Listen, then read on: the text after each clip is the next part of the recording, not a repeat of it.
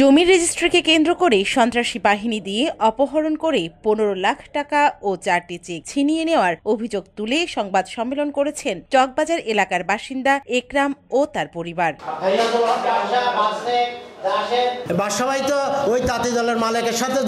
বুধবার বিকেলে চট্টগ্রাম প্রেস ক্লাবে আয়োজিত সংবাদ সম্মেলনে লিখিত বক্তব্যে ভুক্তভোগী একরাম যুবদল নেতা এমদাদুল হক বাদশা ও আব্দুল মালেক সহ খায়রুল বশল বাচেকের বিরুদ্ধে নানা অভিযোগ তুলে ধরেন। বাদশাভাই তো ওই তাঁতি দলের মালিকের সাথে যোগ হয়েছে। দুইবার গেছি বাদশাভাইয়ের বাসায়, ডাকছে দেয়। তারপর বাদশাভাই ডাকছে, কি জন্য ডাকছে প্রথমে বুঝতে পারিনি। বাদশাভাই তো আমার এলাকার লোক, তাহলে ডাকছে, যাইতে হবে। গেছি, যাওয়ার পরে উনি আমাকে বলতেছে যে এই মালেক আর বাসেকের সাথে যেটা জায়গা হয়েছে ওইটা জায়গা দিয়ে দিতে হবে। আমি ওদেরকে দিব না, কারণ ওদেরকে তো আমি জায়গা দেওয়ার জন্য চাইছি, ওরা নিতে পারবে না বলছে। এটা স্যালেন্ডার হয়েছে।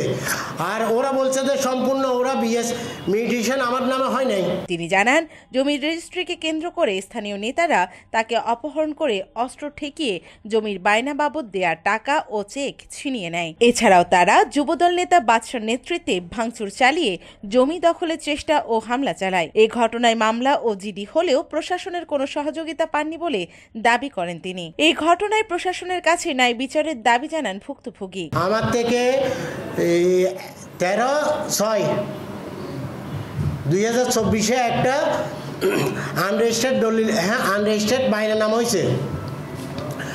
ওই বাইনানামাটা করা হয়েছিল তখনকার আওয়ামী লীগের সাধারণ সম্পাদক চকবাজার থানার, ওর নাম হইল খায়রুল কবির বাসেকের সাথে হয়েছে।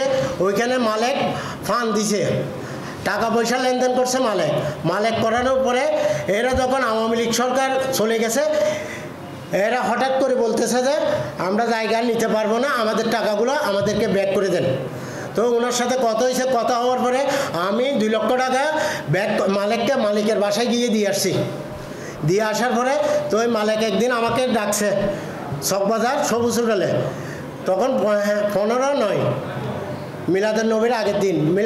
তো বলছে তো ভাই আমাদের খুব টাকার প্রয়োজন, আমার টাকাগুলো আমাদেরকে একটু দিয়ে দিয়েন। তো আমি মালিক ভাইকে বলছি যে মালিক ভাই, আপনি যখন টাকা দিচ্ছেন, আপনার যখন জিনিস নেবেন না, আপনার টাকা আপনাকে ব্যাক করে দিয়ে দেবো।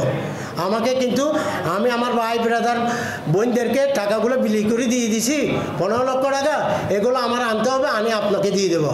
তো চলে গেছে। তারপরে 2 দিন পরে আমি যখন চা খেতে গেছি, ওইখানে এই ইদ্রিস, জামশেদ, রাজু, তারপরে বাসেক, মালেক, আলমগীর, এরা আমাকে ওইখানে 4-5টায় সিএনজি নিয়ে আসি, আমাকে ধরে নিয়ে চলে যায় পূর্ব ফরিদাবাদে নামে একটা পরিত্যক্ত করে। ওইখানে নিয়ে যাওয়ার পরে রাজু আমাকে শোয়াই ফেলছে। একটা খাট ছিল,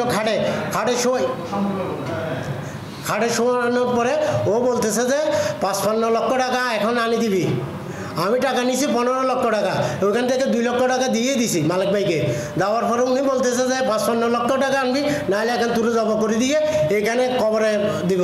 ভাই আমি বলতেছি ঠিক আছে, আমি এখানে আমাকে মারলে মারি ফেলতে পারো, আমি এত টাকা দিতে পারবো না, আমাকে কমপক্ষে 10-15 দিন সময় দিতে হবে।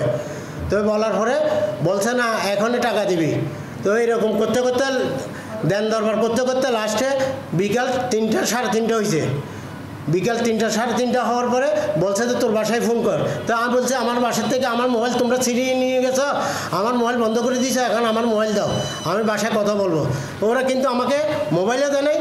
তো এই লাস্টে বলছে যে তুমি তোমার ছেলে, তো আমি আমার ওয়াইফকে ফোন দিছি। ফোন দেওয়ার পরে আমার বাসায় টাকা ছিল 5 লাখ টাকা, আর আমার চাচাতো ভাই তৈব আলী 3 কোটি টাকা চেক, আমার চেক বইটা নিয়ে আমার বাচ্চা গোলজার স্কুলের সামনে আসছে। আসার পরে ওরা আলমগীর নামে এই ব্যক্তি আসি সিএনজি দিয়ে আমার বাচ্চা থেকে কনফার্ম হয়ে টাকাটা নিয়ে গেছে। টাকা চেক বই 3 কোটি টাকা চেক। তারপরে ওইখানে যাওয়ার পরে আমার থেকে 10 লক্ষ টাকা করে 4টা চেক নিছে। তারপরে 300 টাকা স্ট্যাম্পের সিগনেচার নিছে। নেওয়ার পর আমাকে ছেড়ে দিছে। ছেড়ে দেওয়ার পরে তারপরে আমি একটা পিবিআইতে একটা অত্র আদালতে, মহামান্য আদালতে একটা অপর মামলা করছে। প্রশাসনের কাছে আমি আমার জায়গাটা ওরা ঘেরাও করে ফেলছে, এটা আমি আমার দখলে চাই। এ সময় উপস্থিত ছিলেন একরাম গং এর ভাই মোহাম্মদ ওসমান, ইব্রাহিম, ইউনুস সহ অন্যান্যরা।